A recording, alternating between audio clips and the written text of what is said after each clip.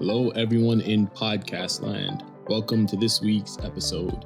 Today, we're talking about Google I/O, rumors and what to expect for the upcoming event. We talk about Meta possibly coming out with 4 more VR headsets by 2024. We talk about the brand new Twitter Circle feature that limits your tweets to a small group of friends. And we talk about Apple's self-repair program going live. Starting off with topic number 1, Google I/O is coming soon. I believe it's scheduled to start May 11th, so about a week from today. And I guess we're a bit late saying this. May the 4th be with you all. Happy Star Wars Day. But yeah, Google I/O is around the corner. Nothing, I guess, too major to report in terms of, leaks and rumors. Although one thing that has been talked about, I guess, more frequently recently is a Pixel Watch. I mean, pretty much since the Apple Watch came out, there's been talks and rumors of Google coming out with a wearable of their own. I mean, they've made watchOS.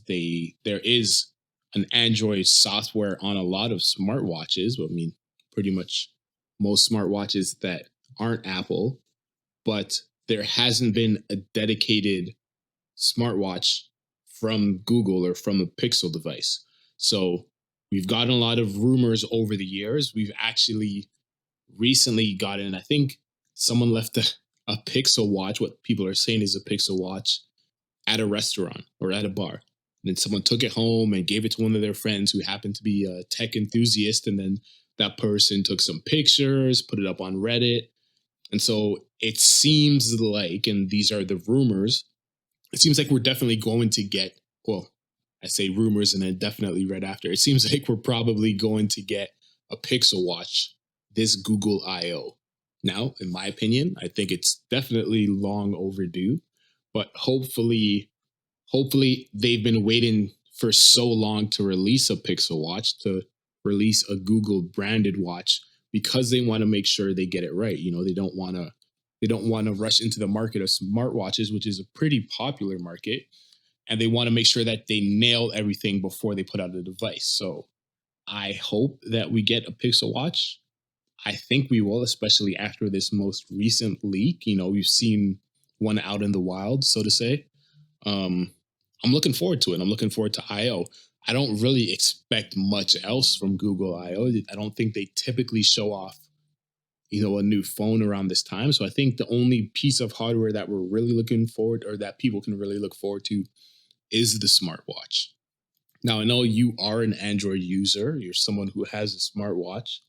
Have you seen, I guess, some of the more recent renders of the Pixel Watch? Is it something that you're looking forward to, or do you think it's kind of, a bit too late for Pixel to be coming out with a smartwatch of their own? I definitely don't think it's too late. And I have seen a lot of the renders and the pictures and even the potentially leaked smartwatch that was left at the restaurant/bar. But I love smartwatches. I think they're fantastic. I think there's one big problem with smartwatches, and that is they were perfected a long time ago, and it doesn't take much to make a good smartwatch. And unfortunately, because it doesn't take much to make a good smartwatch, especially if you're on the Android side, when you buy a smartwatch, you probably don't ever need to upgrade it. And I think that's been a problem with the Android smartwatch market for a while, is that, and probably why Google has struggled so much to get into it. It's well, how do we make something that people that don't already have with a Samsung watch or an Asus watch or a Fossil watch? All these companies make Android Wear watches, and despite the fact that a lot of them release a new one every year, every couple years, it doesn't really matter. There isn't much difference. And I think that stems from the fact that Android Wear has been getting worse over the years. It's not the best in terms of software for a smartwatch. Honestly, I think early on when Android Wear first came out, and especially in its earlier iterations with like the Asus ZenWatch and like the LG watch from back in the day, or even the first generation Moto 360 and the second generation Moto 360, I thought Android Wear was near perfect. It did what it needed to do. It gave you your notifications right on your wrist. It lets you interact with your phone right on your wrist, answer calls, make calls. A lot of them had speakers already integrated into them, and it allowed you to use it independently from your phone. You could use it on Wi-Fi. You could load music on it on its internal storage, so that what I used to do, I used to go for a walk with my watch, leave my phone at home, and I would have Bluetooth headphones connected to my watch, and I can go for a walk or a run or whatever. Not run, I don't really exercise, but I could go for a walk and listen to music and not have to worry about having my phone with me, which is great. The problem is, because it's just a watch and that stuff is easy to do, it became hard for companies to encourage you to get the Asus and Watch 3 and the new Samsung Watch and all this and all that. So what happened was Google started messing with something that wasn't broken. And they changed Android Wear and continuously made it worse. And Samsung said, you know what, we're going to ditch Android Wear altogether and go with our own OS. So ever since then, I think there's been a huge issue of convincing people that Android Wear is something worth using. And, you know, hopefully this is a sign. If this watch does get shown at Google I/O, like you mentioned, Google I/O isn't typically an event where hardware is revealed. But this could be a sign for them to say, hey, last year they announced they were partnering with Samsung going forward, and they were going to work together on a unified OS called Wear OS 3. And hopefully this is, if they do show this watch at I/O, this is them saying, hey, we're going to take design of the OS and make that the forefront of what we're talking about here. So yeah, there's going to be new hardware, but that doesn't matter because when it comes to watch, hardware doesn't really matter. As long as it's a round watch face, people will like it. It's the software and how you interact with it. And Samsung has done a great job with their version of smartwatches in recent memory. So maybe this is Google saying, hey, we learned from our mistakes. We learned from Samsung's successes. We're going to do that. As to what else is going to happen in Google I/O, I don't know. There have been rumors that we might see a Pixel 6a.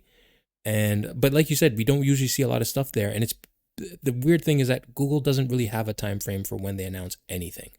Something can get leaked 2 years ago and we won't see it for another 2 years.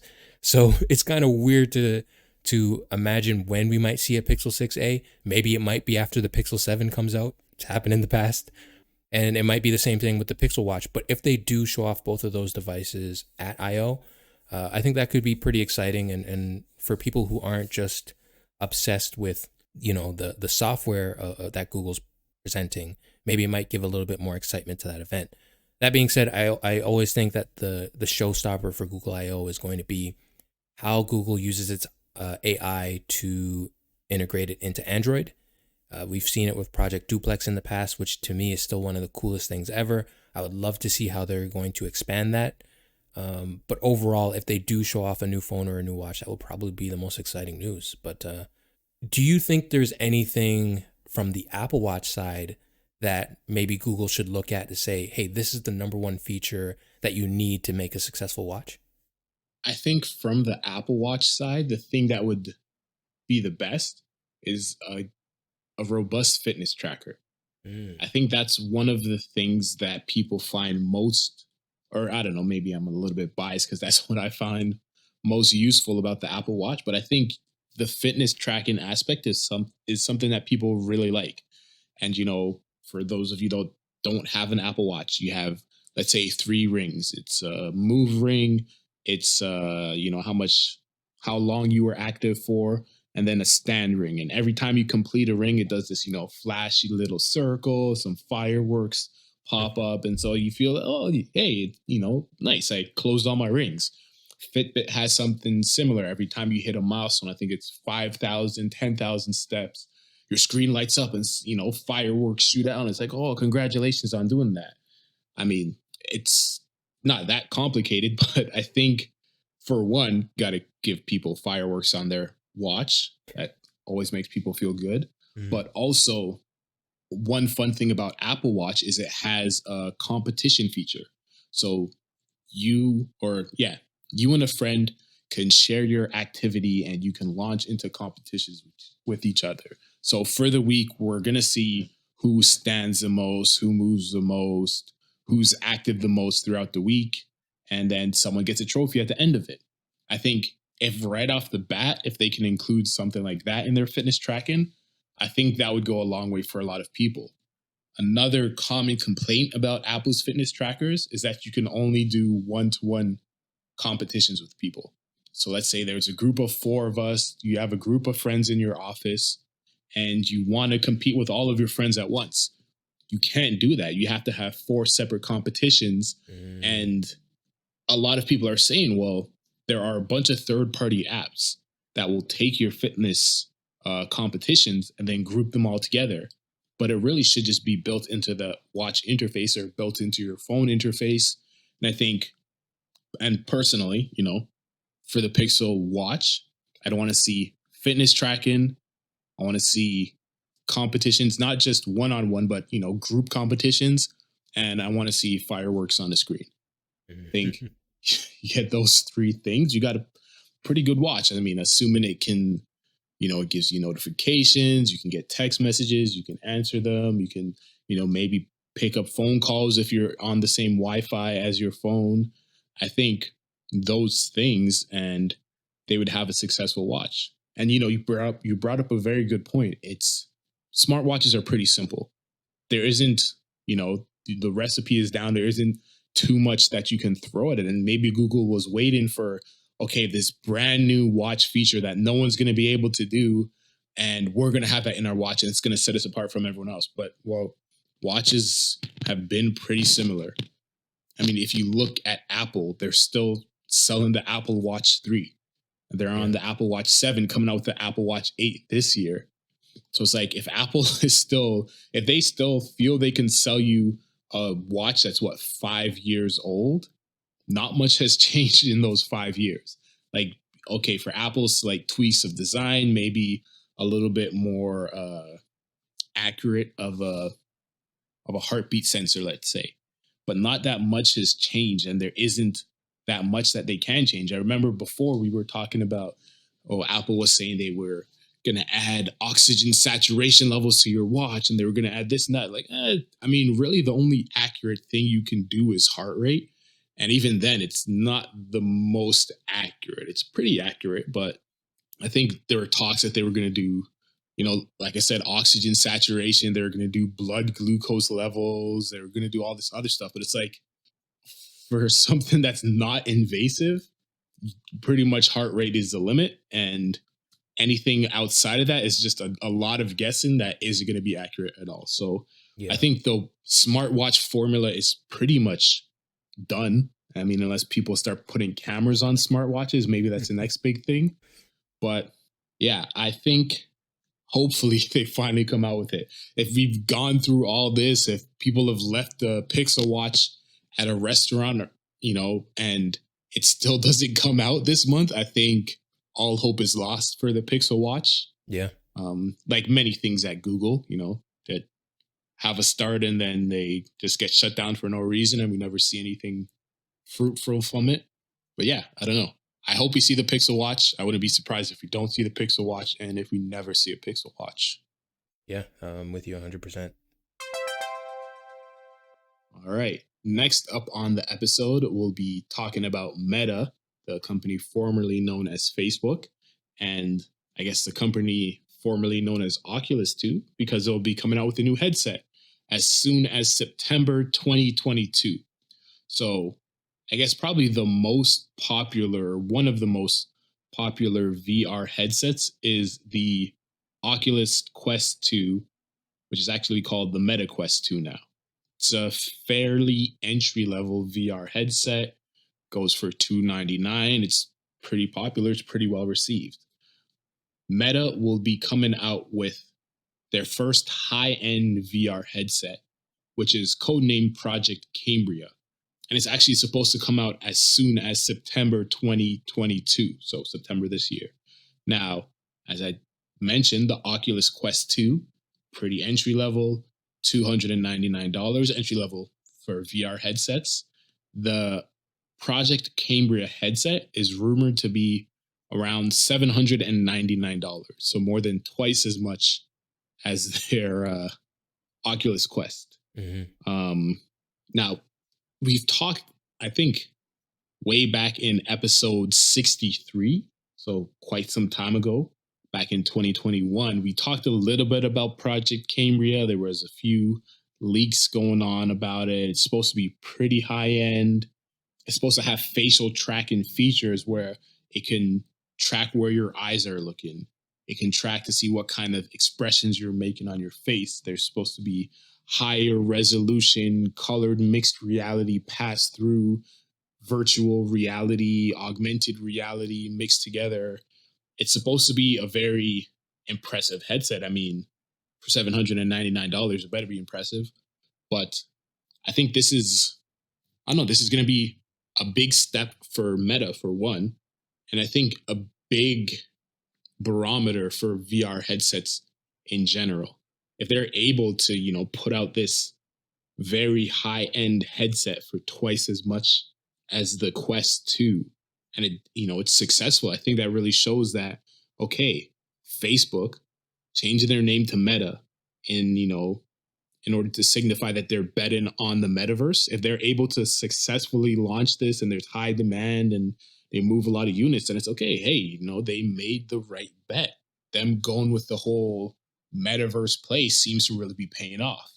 On the other hand, if they launch this headset for $799 and it isn't widely received, and they, yeah, if they launch this headset and it isn't widely received and it isn't as revolutionary as, let's say, they planned for it to be, or if people just aren't adopting their version of the metaverse as quickly as they expect, then I think that's going to be a very bad sign for Meta, for Facebook, and Zuckerberg's company in the future. But I guess my question to you, have you heard of this Project Cambria? I guess, have you heard of it recently, since we talked about it a long time ago?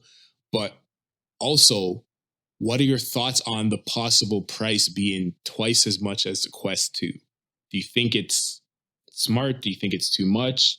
What are your thoughts? Yeah, so after we spoke about it a while ago, I really haven't heard much about Project Cambria, and not until you Mm-hmm. mentioned it. And, I kind of looked it up. And it definitely seems interesting in terms of the price. Honestly, I'm going to say I think right now the price is fine. And I think it's fine for a couple of reasons. One, I don't think this is going to hurt the Quest. As a matter of fact, I think it might end up helping the Quest because if, first of all, Oculus makes some fantastic headsets. They were the ones who brought the VR, world to the forefront with the original Oculus Quest, or sorry, the original Oculus Rift. That was made publicly available years and years and years ago before Facebook and now Meta bought them. So obviously there's a lot of expertise there that's been folded into Meta to make this new headset. And the best headsets are expensive, unfortunately. If you look at things like the Valve Index, that's a pretty expensive headset. And a lot of this cost doesn't just come from the headset, right? It comes from the controllers, what kind of processors inside of it. And I would imagine where the Oculus Quest or the Meta Quest really took off was the fact that it was all integrated. It didn't need to be connected to your phone. It didn't need to be connected to your PC. It was a wholly integrated system that you could just put on and you can do everything you need to. You can play games, you can watch movies, and it made it much easier for people to get into and use, on top of the fact that it was a really good price.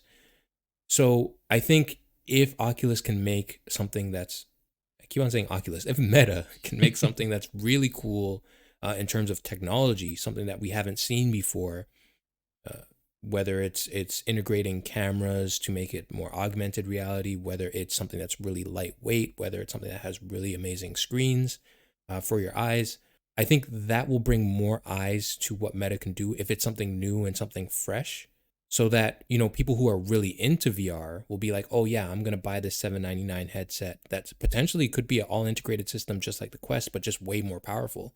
And just use that. Maybe it can replace a computer. Maybe it can, because I think that's a really cool future of, you don't have to go sit at your desktop or your laptop. You just pop on this headset and you can do everything you need to do in terms of work or which I guess is what Meta is trying to do with the metaverse, right?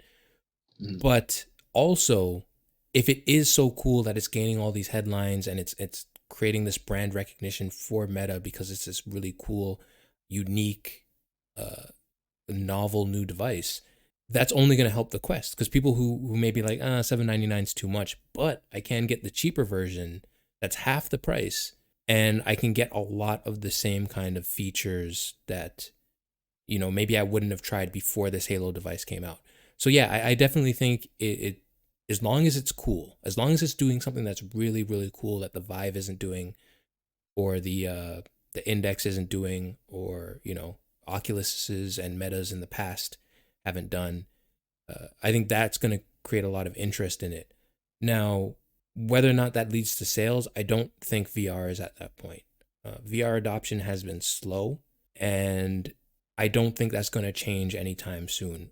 Even with the more affordable Oculus Quest, that sells really well, but I still think that device is far too limited to kind of prove to people who are skeptical about VR that that's something worth getting into. And I think that's what's going to happen here. This product isn't going to change minds of people who are skeptical about VR, but what it could do, Project Cambria could show people who are really excited about VR that Meta is making the best possible headsets out there, which could be a big boon for them. But they're going to have a lot of competition. We know that the PlayStation VR is coming. There has been rumors that it's been delayed from 2022, unfortunately, with the chip shortage and some issues going on there. But that will come eventually. If this device can beat it to the punch, maybe that gets a lot of people interested. But I don't know. For me, I'm still not into VR. I think a lot is going to have to change with the technology in terms of getting smaller and more compact. When they can make, a pair of glasses that can give me a HUD, then I'll get into some of these headsets. But I think we're very, very far from that point. But yeah, I'm curious. How do you feel about it? Do you think that this is too expensive? Do you think that they could do something really, really cool here? Or do you think this is maybe Meta once again showing that maybe they lost their way? First, Oculus is a way cooler name than Meta. So, yeah, I don't blame you for wanting to say Oculus Quest because it sounds a lot cooler than the Meta Quest too. Yeah. And I think I think it's too much for me personally, especially, mentioning something like the PlayStation VR 2, which is coming out, which I'm most likely going to get. But, it's interesting that it is so high end. And you brought up a good point, that being so high end makes the Quest 2 look a lot more reasonable. It's something that we always talk about Apple doing. They have these ridiculously expensive MacBook Pro M1 Max chips. They have the Mac Studio with a M1 Ultra. Who needs all this power? Who's going to spend that much money? Yeah. But one, people are definitely going to spend that much money because, it's the newest is the best thing. But also, two, it makes their more affordable things seem that much better. Whereas, maybe at the moment, $299 sounds like a lot for a VR headset. VR isn't even that popular now. But then when you see that, hey, as you mentioned, the Valve Index is much more expensive. If eventually Project Cambria comes out and, hey, Meta, I wanted to say Oculus there, Meta makes a much more expensive headset and they're selling this one, which can play all the same games. Maybe, it doesn't have all the same features. Maybe the graphics are, slightly less improved, but it plays all the same games. And they're selling you that headset for $500 cheaper. Well, yeah, I'm definitely going to get the Meta Quest 2 then. So, yeah, for me, too expensive. Already kind of bought into the PlayStation VR 2, so I'm not really interested in the Project Cambria device, whatever they end up calling it. I think people are definitely going to buy it, and it makes the Quest 2 look that much better. And so, we kind of mentioned, or I mentioned at the start of this, they're going to be coming out with possibly 4 headsets. So they're already planning 2 new versions to the lower end or the lower cost Quest headset. So right now they're on the Meta Quest 2. This year they're supposed to come out with the Project Cambria. In 2023, they're supposed to come out with another version, with an updated version of the Quest, so the Quest 3. 2024, they're supposed to come out with another version of the Quest, so, you know, pretty quick update cycle. Not to mention, they're also supposed to be working on AR glasses for 2024. Mm-hmm. Or sorry, by 2024. So not too far into the future, you could be getting your heads up display built into glasses from Meta. Now, let's say if it comes out, it's a fairly reasonable price. I mean, I would imagine AR glasses would be more entry level than, let's say, the Quest 2. Let's say if they come out with glasses, you know, they look pretty spiffy, get your text messages, you get, you know, I don't know, whatever else you want on your glasses. Is that something that could interest you? Do you see that as your first entry point into augmented reality, virtual reality? Or I know you said you're not really interested in virtual like reality headsets, but I guess do you see yourself being more interested in that, or further down the line getting interested in VR? I'd definitely be interested in that. I don't know if I would get necessarily Meta's branded version simply because, you know, they recently released their new, I guess, glasses with a partnership, I believe was with Ray-Ban. Mm-hmm. So clearly they're going for the more premium branded kind of idea. For me, what would be really cool is if they are able to pull this off and can show the rest of the world, hey, AR, you know, just glasses, whether they're sunglasses, whether they're reading glasses, uh, you know, that can be a really valuable kind of thing for people to use, a tool. I would 100% be down. It's one of the same reasons why I love smartwatches. I don't like having my phone with me all the time. I like to keep my phone relatively away from me. I think a lot of that annoys a lot of people because sometimes it can be difficult to get hold of me. But one of the reasons why it has been is because I don't use my smartwatch anymore.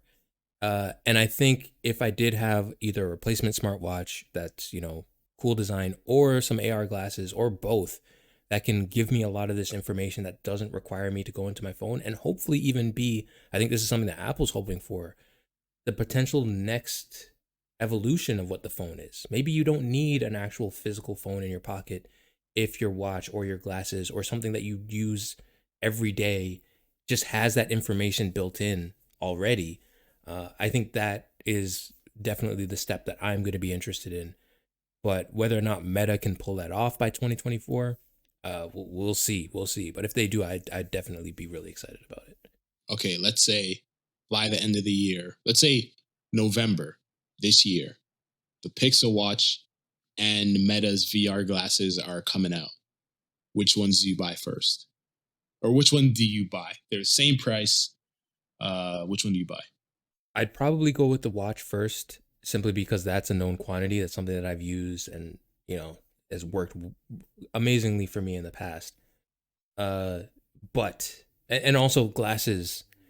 There's a fashion aspect to that, right? If the style doesn't necessarily work with your face, it might not necessarily be. A watch is universal. It's always going to work. I will say one thing. This is going back to a previous conversation, though. The rumor is with this Pixel Watch that it's going to be using proprietary watch bands. That's a 100% no buy for me if that is the case. And You can just get Hmm? replacement bands off Amazon. Well, that's the thing. If it's proprietary, then I can't just get regular watch bands, which is what I use. I use regular leather watch bands with my current smartwatch that are interchangeable and stuff like that. And I feel the same way with the Meta AR glasses if they come out. So I think that's something that needs to be kind of worked out. Is that unlike a phone, for most people, including myself, a phone isn't a fashion item, right? It's just a tool.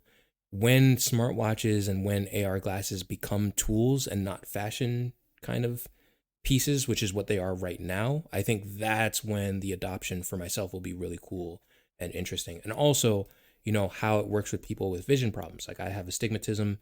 This is one of the reasons why I can't use VR, even though I know there's corrective lenses for VR and stuff like that. I get nauseous really easily. Even playing something on a regular TV, I can get nauseous. So I think a lot of those things will have to be worked out for those AR glasses in terms of depth, and not, hopefully not making people sick, will be huge. And that's going to take time, unfortunately. So yeah, I think it's definitely going to be the Pixel Watch. For you though, do you think you're into VR? You already talked about that you want, this new PlayStation VR. You have used an Apple Watch and stuff like that. What is more impressive to you? AR glasses, an amazing VR headset, or just the best smartwatch that has all the features that are available for you? At this moment, I would say a VR headset, Mm, just because, we've both said I have an Apple Watch, pretty familiar with it. yeah. Like, it has all the features I need. There's nothing revolutionary that the watch is going to do that, you know, I don't know, would be that amazing to me. AR glasses, they sound cool, but it's also, I don't know. I personally, if there was an AR headset, AR glasses out right now, and a VR headset, I'd be more interested in the VR headset, Hmm. simply because I like the watch. It has notifications, but as I said, it's more of a fitness tracker for me. So I don't Okay. want, Yeah. glasses on all the time where it's anytime I get a text, it's popping up, anytime I get an email, anytime I get some sort of notification on, a social media app. I don't want it popping up in my face all the time. I want to, okay, my phone over there, I'm getting some work done. When I want to check in on my notifications, I can go and check. If I don't want to, I can just leave it off to the side. So VR headset, yeah, that sounds more interesting to me. That makes a lot of sense. The watch is a tool for you now. It's about, when you need to work out and stuff like that.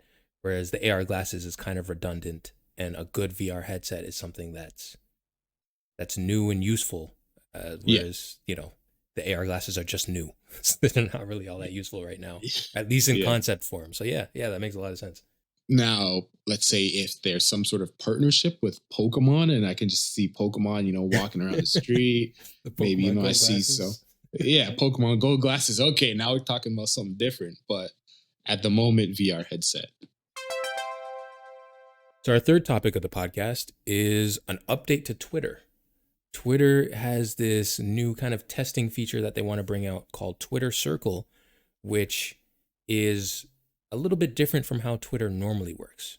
Right now, if you want to tweet, you get your Twitter blasted out and, everyone sees it and stuff like that. And people choose to interact with it, they can.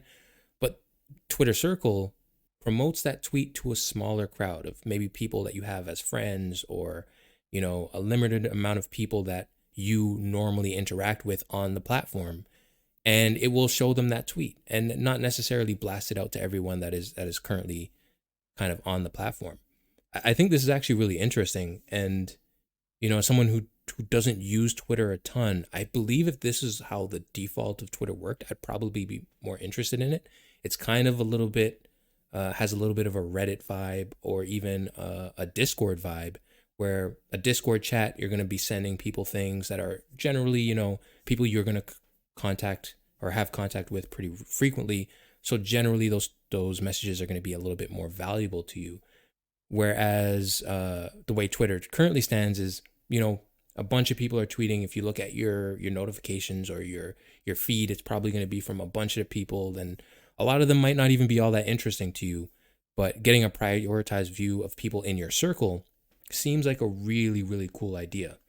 Now, this obviously comes after the big purchase that will close in a few months, but it seems like maybe this might not be 100% tied to Elon and his purchase of Twitter, but maybe something that they've been working on for a while now, and it's just now getting put out to the masses. But two things. One, is this something you're interested in at all? Do you think this is something that's going to help Twitter be more relevant? And do you think that maybe this is something that Elon might have had an idea about and maybe wants? Do you think that this could help the idea of Twitter Blue be more successful in terms of, oh, there's, a select few people who are really engaging with this particular person or this creator. Let's put them in the circle so that they can get more information from them. I'm not particularly interested in it. I mean, at least for my personal use, I think I said on, one of the previous podcasts, mostly what I use Twitter for is to read stories or get updates on things.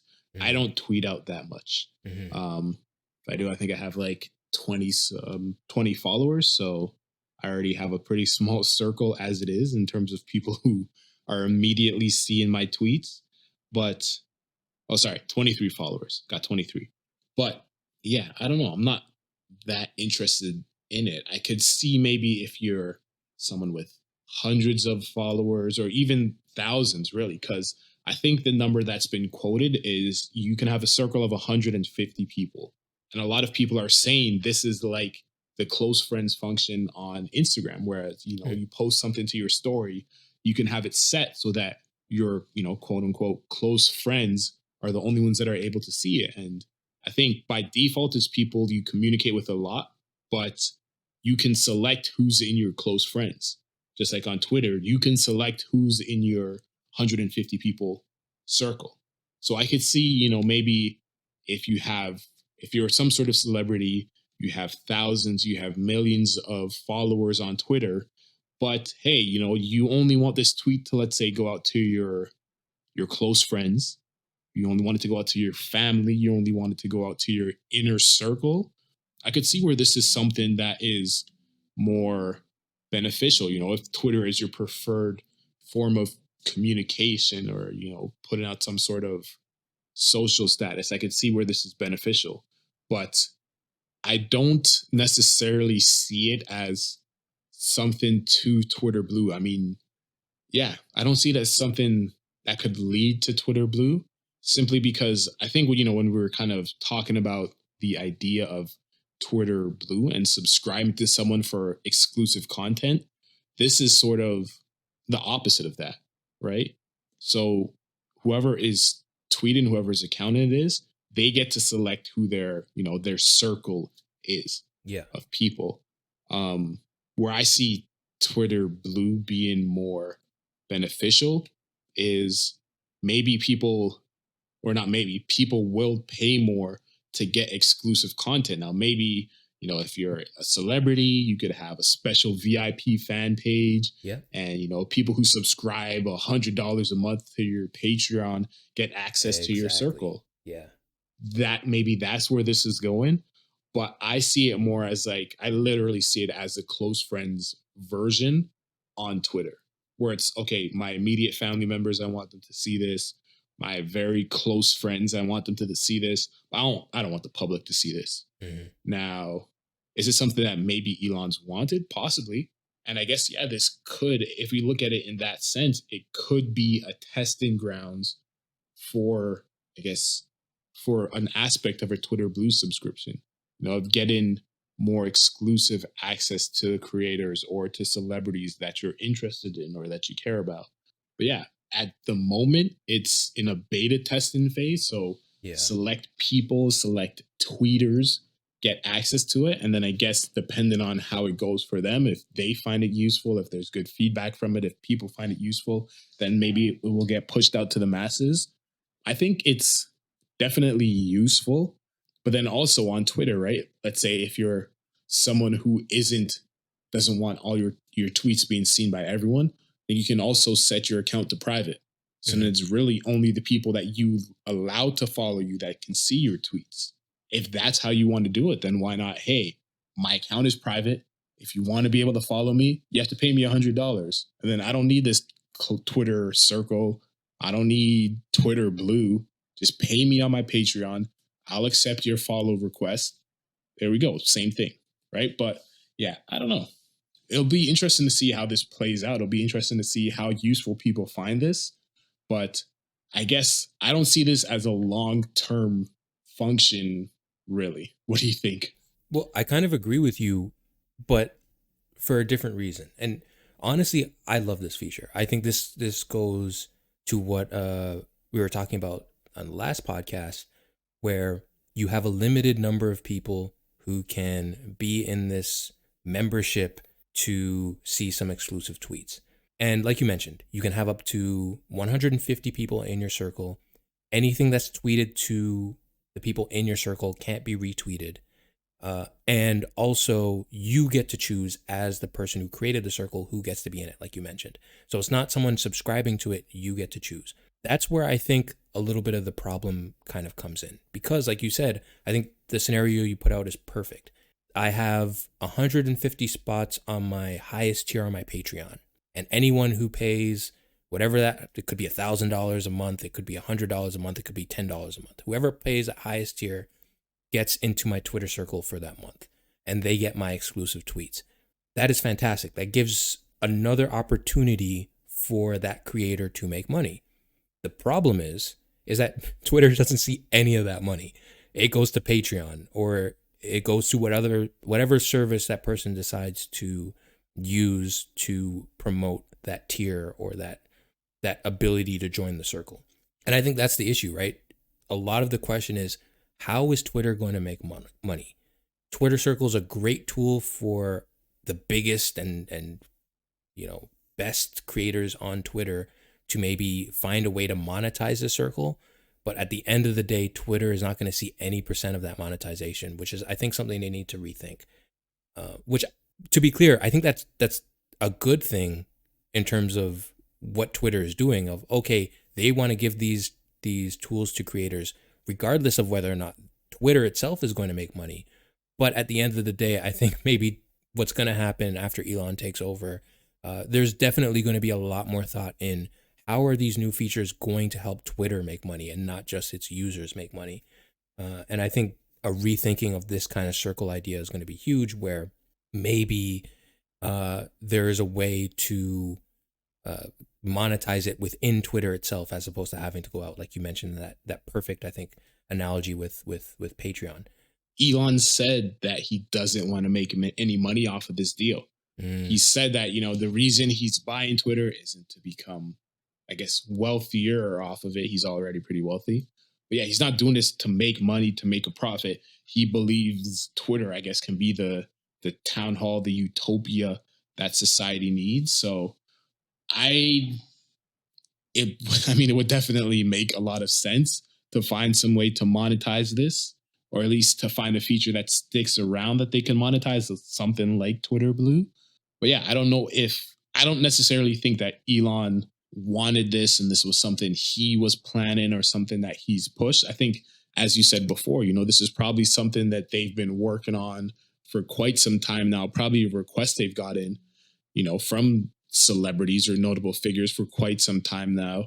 And it just so happens that as Elon has bought it, okay, hey, we push it out. And maybe, I think before, when the news had first come out that the deal was finalized and Elon's going to own Twitter, I think people initially had said that, hey, don't expect any new features to come out. Don't expect anything groundbreaking to happen, because typically when a company gets bought, there's a bit of a hiatus on them releasing new features or new products, because they don't want to, I guess, ruin the brand image or do something that would cause the buyer to back out of the deal. Mm-hmm. But I mean, it's just over a week since he's officially bought the company and they're coming out with this. So I wouldn't be surprised if maybe there's, a bunch of stuff in the Twitter pipeline that they've been like, oh, we got to wait for the board of directors to approve this. And I don't know how how the stock price is going to react to this. And now they're like, oh, well, Elon bought us, so let's push out all these pipe dreams that we wanted to get out, that we couldn't get out, or that we've been sitting on. Yeah, because I don't know. It seems like, Elon is definitely invested financially in buying this company. So I think maybe a lot of engineers are seeing the opportunity to put out stuff that they've been holding on to for quite some time. So I think we were saying, hey, we might not see anything different from Twitter in the next 6 months. And, we're 8 days after that statement and we've already seen something. So I don't know, we could get accelerated feature releases out of Twitter. Yeah. And you're right. Elon has said that he's not looking to make money, but Twitter does have a lot of employees they need to pay. And they're going to need to keep this profitable somehow, or make it profitable somehow, even when it does go private. So, who knows? Maybe they do come up with some new ideas. But honestly, if this is the type of stuff that they've been working on, like you said, it's just copying a feature from Instagram, which fine. I mean, I don't use Instagram, so I maybe didn't catch that first off. But I think that's what these companies are going to have to do. They're going to have to start copying their competitors' biggest features, and finding a way to to use them and make money off of them, which is the smart thing to do. I don't think Twitter can go the advertising route that Instagram does. So, they're going to have to find a new way even as they're copying them. But yeah, I think you're right. I don't think this had much to do with Elon. I don't think it can, because this deal is far from closed. It's a lot of paperwork that needs to be done. I'm using paperwork because I honestly have no idea what needs to be done to get it to close, but I'm sure there's paperwork involved. So yeah, it's going to be a while before Elon has his fingers on the pulse of Twitter. And our final topic of the podcast is Apple's new self-repair program has finally gone live. It's done through a third party. There is a website live right now where you can order parts to repair your phones. And, they also have the ability to rent equipment so that you can repair your phones. And interestingly enough, the equipment that you use to repair something like a screen or a battery is the same equipment that they might use in an Apple store. They also provide you with manuals and step-by-step instructions on how to do these repairs. And it's now fully available to the public, at least in the United States. So the type of devices that you can repair with this program include the iPhone 12, 12 mini, 12 Pro, and 12 Pro Max, as well as the 13, 13 mini, 13 Pro, and 13 Pro Max, and the iPhone SE third generation, which I find interesting because the iPhone SE third generation is pretty much identical to a bunch of other phones that they've released in the past. So I'm kind of surprised that they're kind of holding it there. But it's a much more limited number of devices than, is actually out there in the wild. There has been a lot of criticism about this program from, repair gurus like iFixit, talking about how the equipment to fix the phones are a little bit over designed and kind of expensive and not necessary to do a lot of the repairs that people need to do. Also, in order to get any part or do any repair, you have to use your phone serial numbers. If you're going to replace a screen, the replacement screen does have to be paired with your specific phone. And also, you can't order any parts or request any repair parts or procedures without having a phone. So, for example, if you're a repair shop and you want to stock up on some parts, some official Apple parts, so that when someone wants to bring in their phone, you can repair it on the spot, you can't do that. You have to actually have a phone with a serial number that is in this specific list of phones to request a specific part that they're offering right now. I believe right now they're focusing on screens and batteries. There are some other small parts on the website, but once again, tied to a serial number. It's going to be locked to that phone, and then you can request the parts. So there has been a little bit of criticism that, honestly, it doesn't seem like a lot of people feel like this goes far enough in terms of repairability. And I imagine a lot of customers are probably not going to, use this feature and instead just go with an in-store repair. And one of the main reasons is the unfortunate reality is the price it costs to rent the equipment, get the actual parts to repair your phone is nearly identical to the price it would cost you to just give your phone to Apple for them to repair it for you. So there isn't really much savings there, other than if you do send the broken part back into Apple, you could potentially get a rebate. But other than that, you're not really saving much from fixing it yourself. So yeah, it definitely seems like it's a program to kind of appease litigation and Congress and anti-repair kind of new rules that have been coming out. But it's definitely not something that's going to be very useful to a lot of repair shops and a lot of people who just own devices. But have you seen anything about this repair, self-service repair going live? As someone who owns an iPhone, does this kind of make you happy at all to know that potentially if you do need to repair a part, you can get an actual genuine part from Apple in the future? No, this is stupid. This is very stupid. I'm someone who's pretty good with my phones. Mm-hmm. I think the last phone that I actually had die on me was the Nexus 5. And that was like torrential downpour that was back before phones were waterproof. So I paid the price for that. But yeah, since then, I've my last iPhone I kept for 5, 6 years and like still works just fine. So no, I don't think I'm going to be using this. And I think I agree with you. I think this has been done to appease the lawmakers, to appease people who are saying, oh, Apple is making their stuff, hard to repair, or they're making it illegal to repair. And then Apple can point and say, oh, no, look, hey, we've provided people with the opportunity to repair it themselves.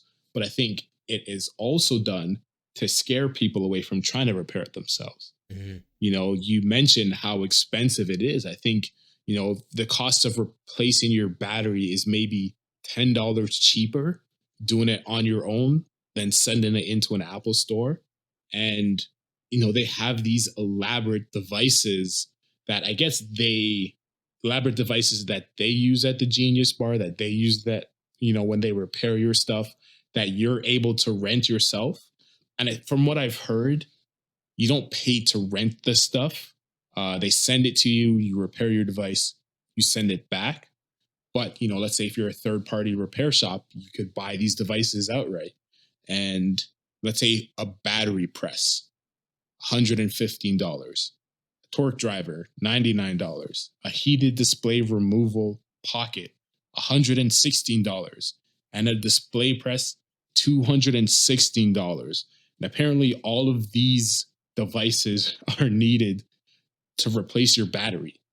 Whereas I think iFixit sells like a $20 kit to replace your battery, which doesn't require any of this. Yeah. So I think they are purposely trying to make it scary. So if you're someone who thinks, hey, you know what? I heard you can repair your devices yourself. Let me check out how to do it. And they send you, pretty much a suitcase full of equipment. And it's like, make sure you follow these instructions perfectly, these written instructions.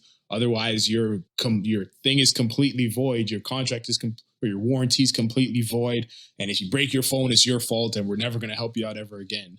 Whereas, I don't know, maybe if they were to go the iFixit route, people would probably feel a lot more comfortable fixing their own devices. So yeah, I think it's done to appease lawmakers, which I guess it may be successful at. And I think it's done to scare people away from repairing their stuff, which I think it definitely will be successful at. And, this whole, you can't get a, let's say, replacement battery unless you have a serial number for an appropriate device. And if it's not on a list, then you can't get the battery. Or if you're a repair shop that wants to stock up on genuine Apple stuff, I hope that will at some point be overturned. Maybe Apple will decide to do it themselves, but I think it's probably going to get to the point where, okay, lawmakers and Congress people have to overturn that, because that just doesn't make any sense. Yeah. So, I mean, and if I had to be an Apple, fan, I'd say it's a step in the right direction. It may not be perfect, but Rome wasn't built in a day. And last year, you couldn't repair this yourself. You had to bring it to a Genius Bar. And hey, look, you save $10 replacing your battery. And you get this fun experience of, pretending like you work at a Genius Bar yourself and fixing your own phone. It brings you closer to your phone. When you send in that part you replaced, you save the environment, and you're doing your part to help reduce the carbon footprint of the world. So, Apple is doing something good here. But yeah, this is stupid. It's just to scare people away. And I think honestly, it is a step in the right direction. I think it's just a very small baby step. I think it's a like crawl, and be like a baby rolling over from its back onto its stomach size step. And I think Apple can do a lot more. And I think eventually they'll be forced to do a lot more in the future. But yeah, at the moment, it's just a small step. Yeah, I completely agree with you. Really small step. And for me, it's the fact that, okay, fine, you can't get parts beforehand. That's fine. You have to use your serial number. Okay. But the fact that they're still locking parts of your phone to a specific serial number is just so ridiculous and so stupid. And I mean, if you look at, for example, here, a couple of things that you can do. Let's say the iPhone SE third generation. You can replace the battery, bottom speaker, camera, display, SIM tray, and Taptic engine, which is the little vibration motor that, makes the sound makes a feeling when you tap the screen and stuff like that. That's fantastic. And I'm being sarcastic because let's say, for example, you wanted to replace the speaker. It will cost you $42.31 to get the parts to replace the speaker, the kit. But then on top of that, you have to get the iPhone SE 3rd generation toolkit, which is another $49 to rent that for 7 days. And when you click on the rental information, they say something very specific here. And there's a question that says, do I need more than one toolkit? And their answer is, toolkits are customized for each Apple device model, which I don't know if that makes a ton of sense. I've seen plenty of iFixit videos of people who know how to repair devices. I haven't seen them have to get specific tools for every single Apple device that they use. Clearly, Apple could make a universal toolkit, but I think this goes back to what you're saying. They're trying to scare people into going into the store because, oh, what if I accidentally order the wrong toolkit? Or, oh, why would I do this when I could just pay $10 more and have someone do it for me? Or, oh no, I see here that on their website, there is I want to get the exact wording, the Universal Display Removal Fixture, which is a tool that's designed to, I believe, remove the display, and that's $160. Or the display press to reattach the display, that's an extra $216. Nowhere does it say if this comes in the repair kit, which I imagine it doesn't because, well, hopefully it does. But nowhere, if you go anywhere on this website, does it say what is in this toolkit. So yeah, it's just being as vague as possible, as difficult as possible, so that customers can't really repair stuff on their own. Where I think this is really going to help, like you said, baby steps. At least what this can do is, let's say, for example, I know my screen is cracked. I can go on this website if I live in the States, put in my serial number, order a new screen, and potentially take that to my local repair shop and have them repair it for me, which could be really cool because that hasn't been possible in the past. In the past, you had to get some third-party screen that you don't know if it's really to Apple spec, and maybe certain features might not work the same way because it's not paired to that specific device. So at least there's a little bit of a solution to that. But once again, that's a solution to a problem that Apple created. And not necessarily a solution to a problem that should have existed in the first place. So, yeah, I kind of agree with you. This is a little bit of a one step forward, 2 steps back kind of a situation. Yeah, and I've watched quite a few iFixit videos. I've watched quite a few jerry rig everything videos. I've seen a lot of Apple devices taken apart and put back together without any of those, special presses or heat gun machines that they claim you need on their website. Yeah. Well, I guess they're trying to make it the McDonald's of fixing your phones, right?